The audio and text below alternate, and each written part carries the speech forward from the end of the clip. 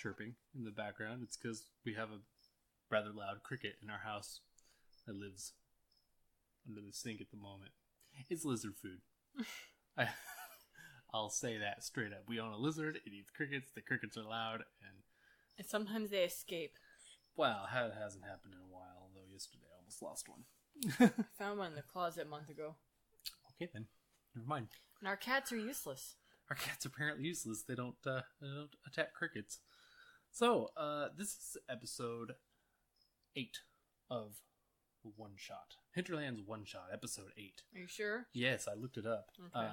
The last episode we left on a strange note. We talked about the Nephilim and alien hybrids and some random Oxford professor who apparently the media thinks they need to put out there in their articles and give a bunch of PR to, even though he seems like a total idiot talking about alien hybrids and all that jazz. But we went on a tangent and opened up our Bible and started talking about what we believe is truth. Today we're going to cover some similar topics. Are we becoming an alien-based podcast? Is that what we're doing? I don't know. It's just what we've been seeing recently. We gave a new show a chance last night, even though we thought, well, this is going to be full of heresy. But it could be funny. So we tried it. Yeah, that show is called Good Omens. I'm sure if anybody listening has any presence on the internet at all, they will have seen the ads because it is Amazon has gone bonkers with its advertising. Well, it's a brand new show. Yeah, it's a new show, but they have new shows all the time, and I didn't see... It's an Amazon show. Right, but I still didn't see ads everywhere for Jack Ryan, for instance. You did? Yeah. Oh. Well, anyway, this is like their front runner, their flagship show that they've got out there now. It's based on Neil Gaiman and Terry Pratchett story. Neil Gaiman does, if you're into reading and you're into reading fantasy and sci-fi, you've probably heard of Neil Gaiman or Gaiman, however you want to pronounce it. He does like urban fantasies and paranormal type of stories. And Terry Pratchett is known for, he's been dead quite a few years, but he's known for the Discworld series, which is very humorous, absurdist fantasy. I really enjoy them. I've never really read much Neil Gaiman because it always seemed so dark and weird. Someday I'll read a few of them, but until then, it's just gonna live not on my bookshelf because I don't own any Neil Gaiman books at all. Well, I've read neither of those. You read a Discworld book aloud a little bit. Yeah, I've read like 7 Discworld books. I'm always working on another one. I'm in the middle of an 8th one right now. I really enjoy them. The only thing I've been exposed to of Neil Gaiman's work is he wrote Stardust, the novel, which got turned into the movie, which had some funny moments. It was absurdist fantasy. Yeah, it had some cringy moments with Robert De Niro dressing up in drag. That was weird. And also I watched the first episode of American Gods and it scarred me for life. And I don't want to watch that show now. Never heard of it. If anyone out there has seen the first episode, they'll know what I'm talking about, especially if you listen to previous episodes of ours. And we try to watch things that are decent, and that there were parts of that show that were not decent. And I couldn't go further, even though it's highly acclaimed and whatnot. I won't explain the scene. Okay. I won't explain the scene. Let's keep moving. It's bad. So anyway, we watched the first episode of Good Omens, and it was entertaining. Yeah. We were expecting a large amount of heresies. In fact, we opened up a counter on one of our phones, and we hit the button every time we saw one. I think we got up to 8. Well, we stopped counting. We did. We stopped counting. Also, I'm not really good at pointing out heresies unless they're super obvious. We found a few very obvious ones. Right off the bat, God is a woman. Yeah, God is a woman right away. And I thought it was kind of a dumb choice. You disagreed. I think it's a dumb choice to make Adam and Eve black people, which I kind of agree with you. We don't know, because that was... It doesn't really matter. It doesn't matter, and it was so many thousands of years ago that who knows. But all races came from one. But if Adam and Eve were black, then everybody ought to be black. I think they were more like that by the same logic. Ambiguous Middle Eastern shaded people, as far as that doesn't make any sense. Sure it does. No, it doesn't. Sure it does. No, because by that same logic, if they were, Asian looking, then everybody would be Asian looking. All genetics came from one pool. Right, and you think there was black people? No. So I don't think it was. I just don't think there's any reason to think it was one race or another. I feel like it's agenda pushing. Well, definitely it's agenda pushing, but it doesn't really matter. It doesn't. Okay. Now we got that out of the way. Well, second of all, right off the bat, the angel's a moron. Yeah, the angel's the moron. And of course the demon is... The funny one. The funny one, yeah, the one who has lots of fun and tells all the jokes and isn't as serious and pious and, it's fun to be evil. That's the message they try to put out there right away, right from the get-go. Sorry if you hear a baby. It's not too terribly heavy-handed. They have a friendship, a rapport. Yeah. It's kind of the basis for the whole show is that this demon and this angel kind of develop a rapport from the beginning of mankind. But what's weird is that they don't... While we know God is a woman because the narrator is a woman, and the narrator is God at the beginning, they don't really reference God, and they don't really reference Satan, because the demon apparently is the one that... tempts Eve. Yeah, the one that tempts Eve and causes the fall of man is that demon, not Satan. Mm-hmm. He reports to it more evil later on in the show, which is weird. And I know we're getting really serious about this super lighthearted, dumb fantasy book, probably. I think it's based on a book. But by the same turn, it's important to note how they're twisting the biblical narrative to make a lighthearted fiction. Yeah. Well, yeah.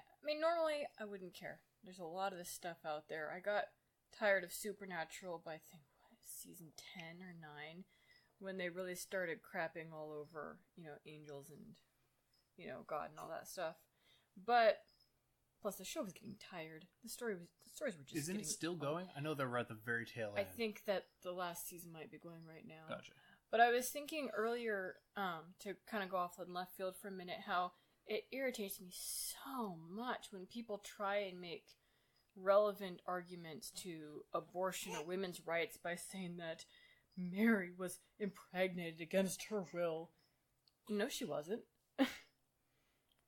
She could have said no. Could she? Well, maybe not.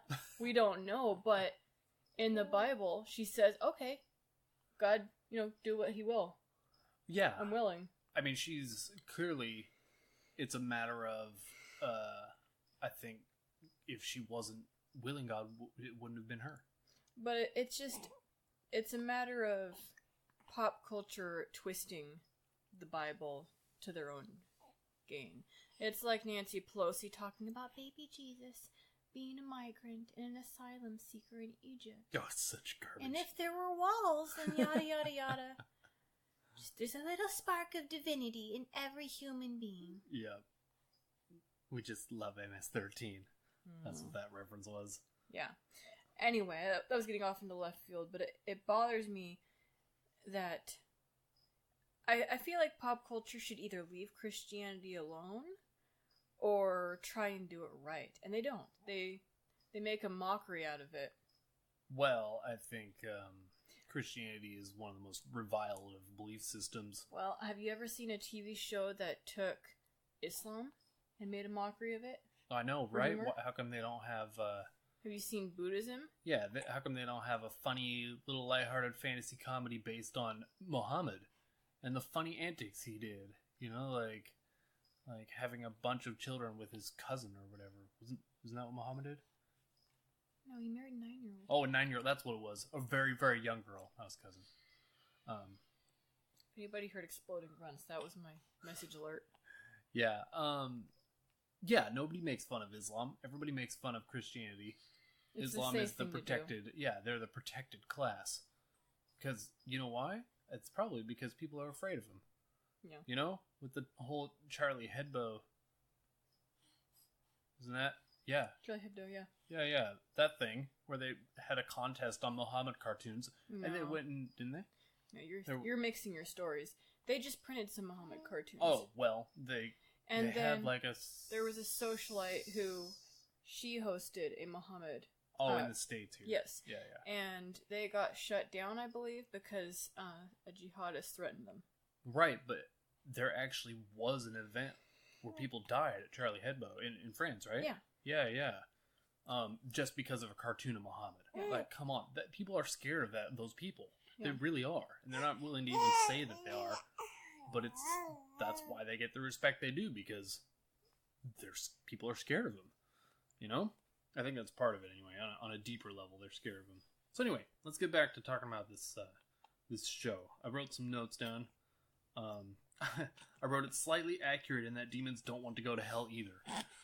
So the whole premise of the show is Armageddon is coming, and at some point in the show, I'll spoil it if people want to watch the show. It's just the first episode. Yeah, if you don't want to be spoiled on the first episode, then don't listen to the rest of the podcast. I think it's pretty clear from the trailer. Yeah, it's pretty clear. So anyway, the part of the first episode is that the demon guy has to deliver the Antichrist, and they get the babies mixed up, so they end up nurturing and helping raise this kid who is not the target child. It's just a random kid. And they're doing it on opposite sides. The angel's trying to turn him into a nice boy, and the demon's trying to lead him down the bad path. Yeah, and they've agreed. They've agreed that this will turn out a well-rounded human, not an evil one that wants to bring him about Armageddon. Because although the demon is kind of corrupting, the corrupting influence, he doesn't want to go to hell either. He doesn't want Armageddon. He wants to stay on Earth because it's fun here, apparently. But I found it odd that they report to Beelzebub, which is another word for Satan, but it's also the word for it translated. I think it means Lord of Flies, which I've never heard that. Yeah, that's what that means. And you can tell in the show, like, that person who plays Beelzebub is like pestilential, and there's like disease and stink about that person. I must have been out of the room for that. Probably. Which is, it's a strange thing to do, and maybe clearly it's a creative choice, but I don't know. They're just twisting the narrative, and that's one of the primary things that bothers me about the show. Well, it was written by an atheist. Right. I think it probably was, yeah. I just hate it when people twist narratives. You told me that the Discworld guy was a militant atheist. Did I? I thought you did. Maybe not a militant atheist, but an atheist. I think he was, yeah. I meant to look that up before we started recording, but too late now. You're still recording, right? Screaming to sleep. Yeah, it's all fine. Okay. Sorry, the baby's awake. Baby sneezes. Yeah. So let's see. What else? I wrote in the group of kids. So there's a group of kids. Part of them is the Antichrist. It's towards the end of the episode. It says, I said the girl is black. All the other boys are white. The girl is the black one, and she makes a comment about something being sexist. Yeah. Like, they make the point of putting a little like jab in there about feminism. Like, just leave the narrative out. It was a total aside. It didn't even need to be in there. And as far as I could tell in the whole episode, there wasn't much of that going on, but they had to put it in there.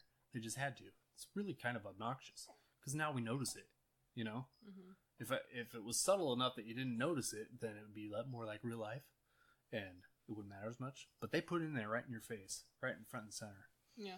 All that aside, the show is fairly entertaining. We'll probably continue watching it. We're not... It's hard to critique something like this as a Christian, because then people get the wrong idea. They think you're this prudish, nose in the air, well, it's heresy and we're not going to watch this show. Look at us. Look how great we are. But no, we'll probably watch it. It is entertaining. It's got some gags. It's got some funny points. Yeah. Something that did irritate me, to go back to where we were probably 5 minutes ago, is a part where it subtly suggested that all things creative and artsy come from evil. Where the demon is saying something about all these great composers are all in hell. Oh, right. And he also makes the point of saying that there's probably no wine in heaven either. Because, of course, the angel has his vices. You know, he enjoys a good wine and food.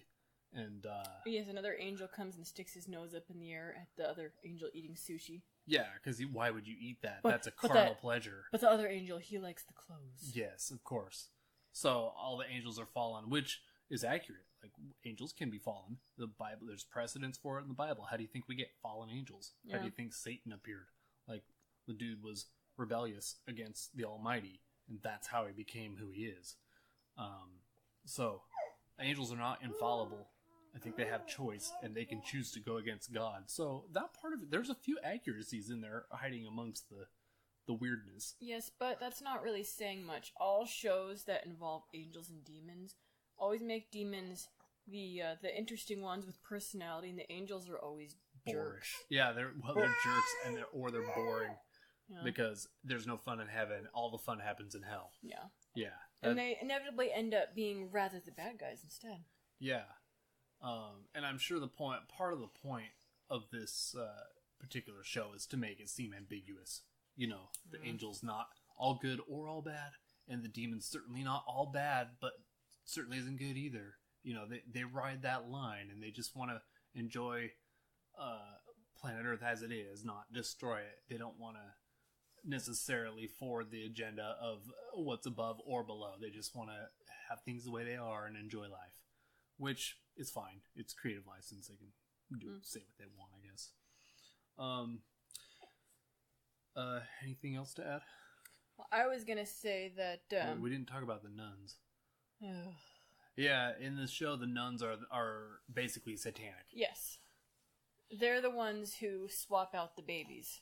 Yeah, they make it seem like they're an occultic group that are taking instructions directly from Satan, or the evil side, as it were, because they want to forward Armageddon and take over the world with their evil child that they're rearing or whatever.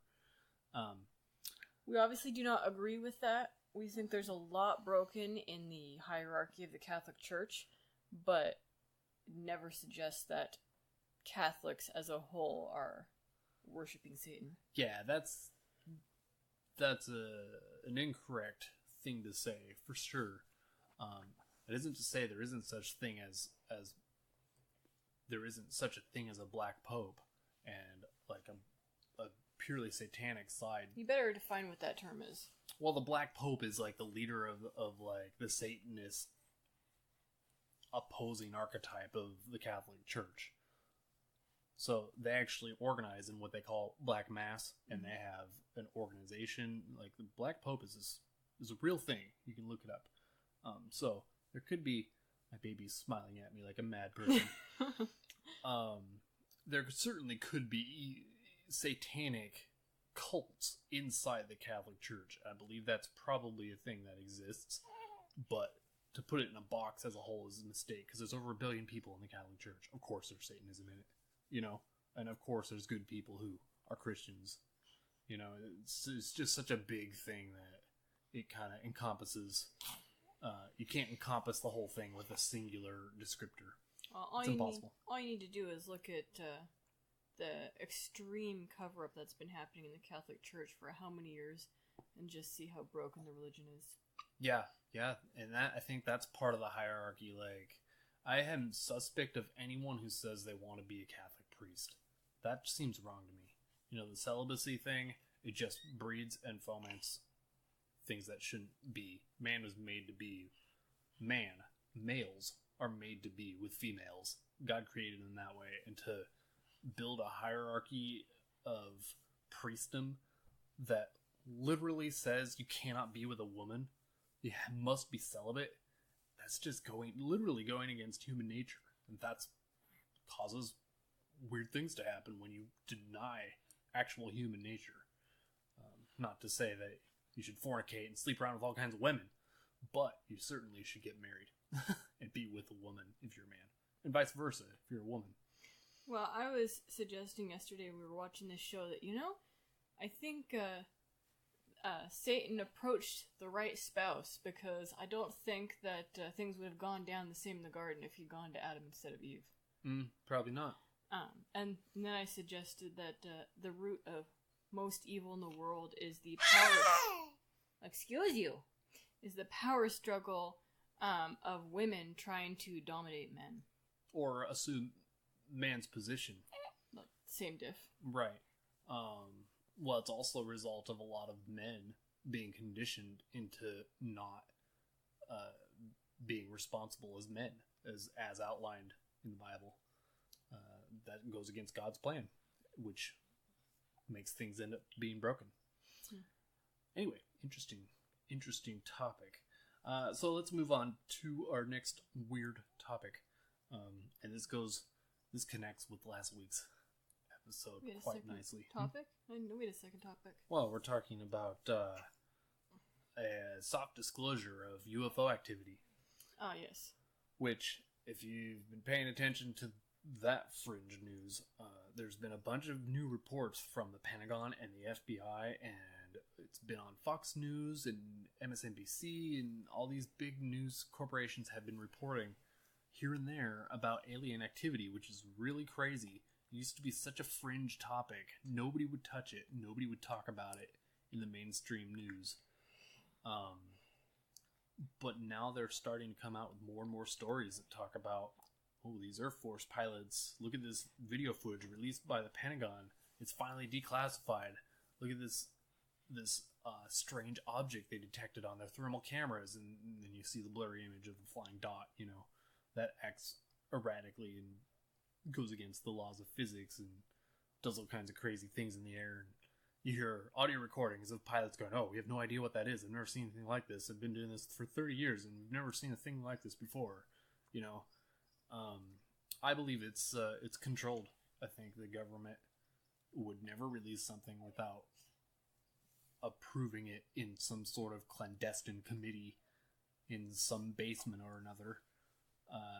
They wouldn't just declassify something like this off the cuff. It's completely controlled, and they want us to know about it, but they don't want us to know the whole truth. They'll never come out and say that, and if they do, it'll take forever, because they're going to give us little bits here and there to condition us to the idea first, and just kind of hold our hands and lead us into knowing what they know.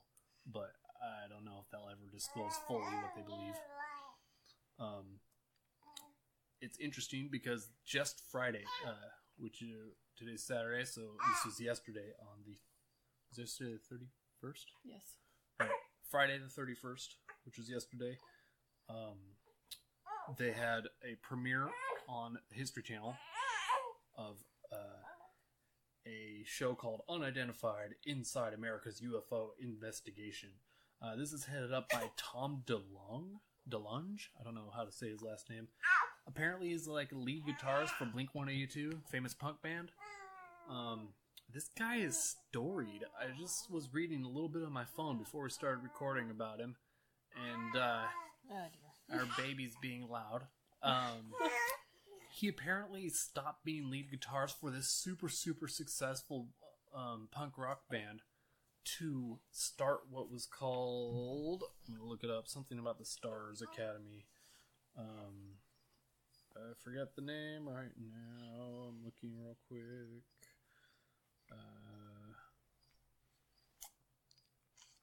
You mentioned this to me never, so. Oh, didn't I? No. Of course, it's a big old long article that doesn't actually say the name of the organization directly until like most of the way through. So while I'm looking for it on my phone, I can't actually find it. It's called To the Stars Academy. To the Stars Academy of Arts and Science. And he started this organization, which is basically, it's like a group of credentialed people talking about UFO disclosure. So he's collected all these people from the government, like high-ranking CIA officials and FBI directors and people of that ilk, who have come forward with scientific evidence and whatnot about UFOs and investigations into paranormal activity in the sky. And so he's got a 6-part series that premiered yesterday on Friday, and on the same day, they have the Ancient Aliens show, which has been mocked a lot because it is quite goofy, has been revived yesterday on the same day, which is interesting.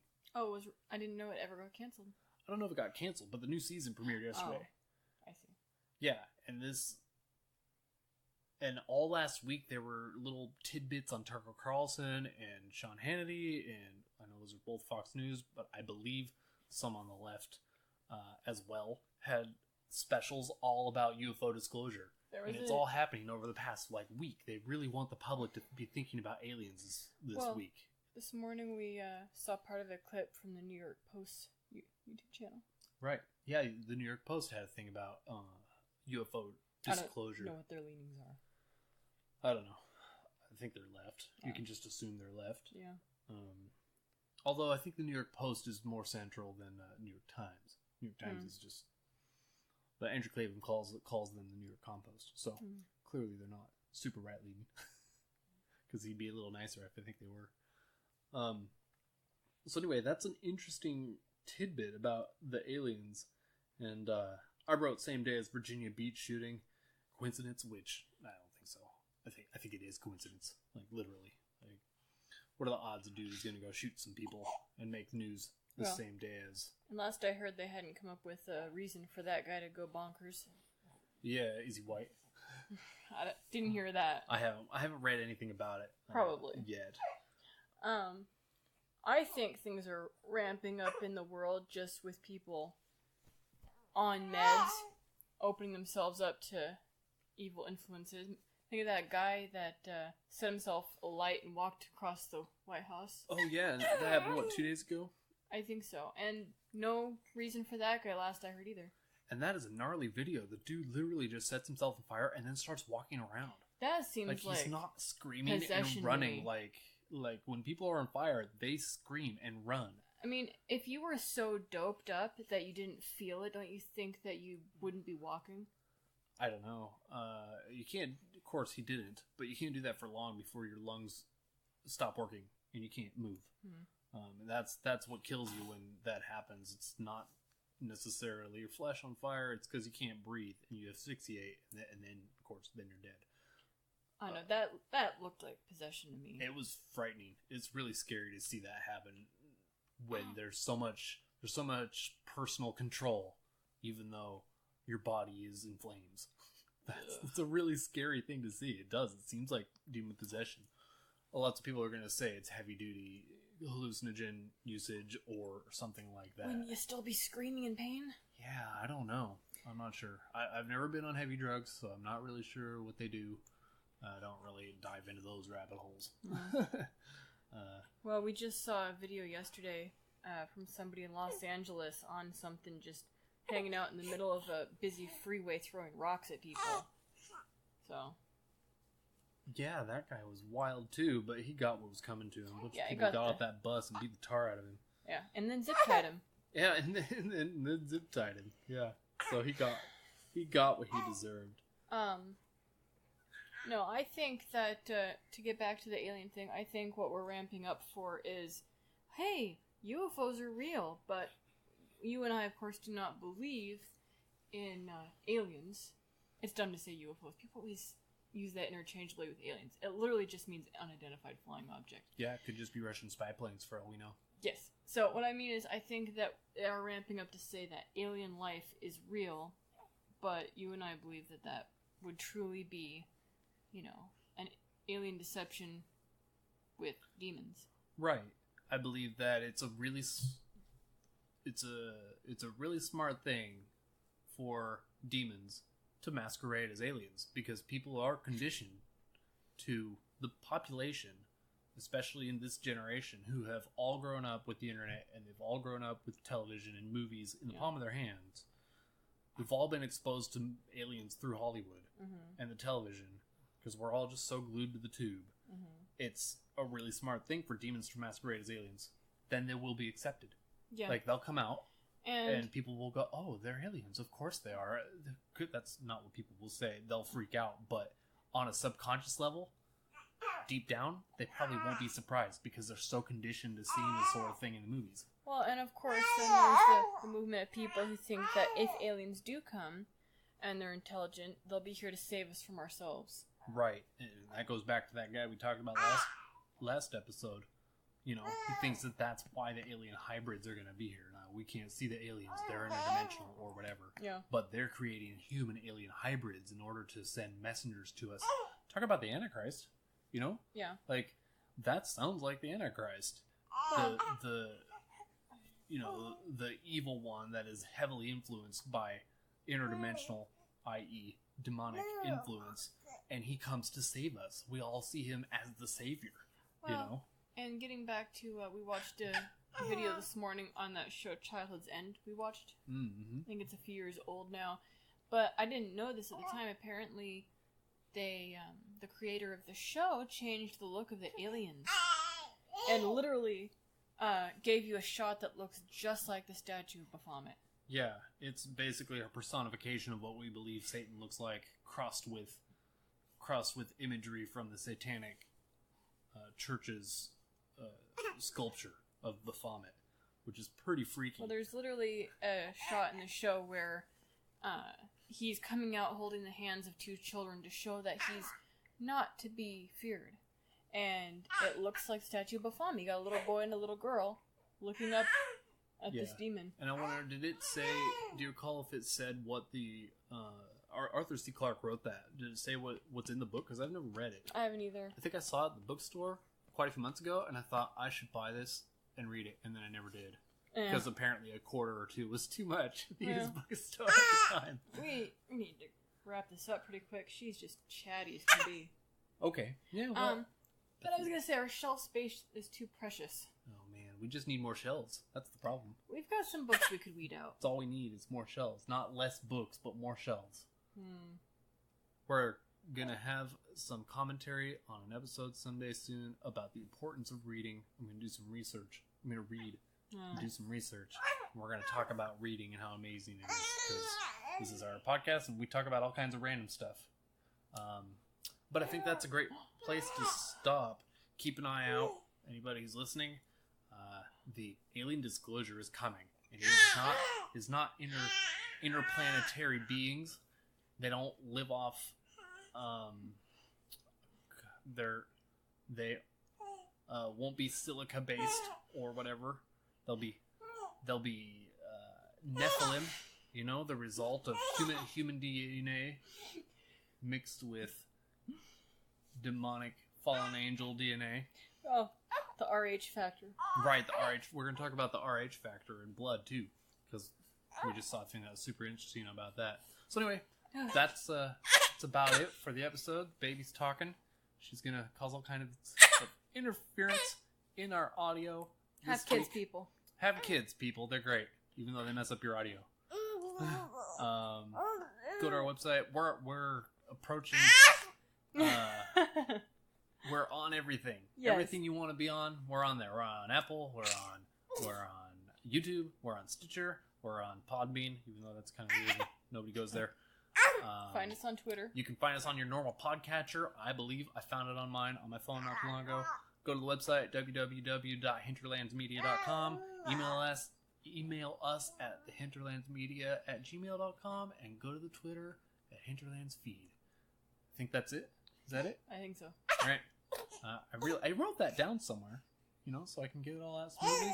And every time I forget to grab my card, and I just have to ad-lib. Okay. She's saying... Have a great day. She's saying have a great day. Okay, thanks everyone. Bye. Bye.